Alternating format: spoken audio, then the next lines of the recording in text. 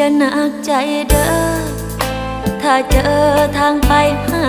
บอกบ่เป็นหยังดอกน้องสิบ่ถามถึงเหตุและผลขอบคุณ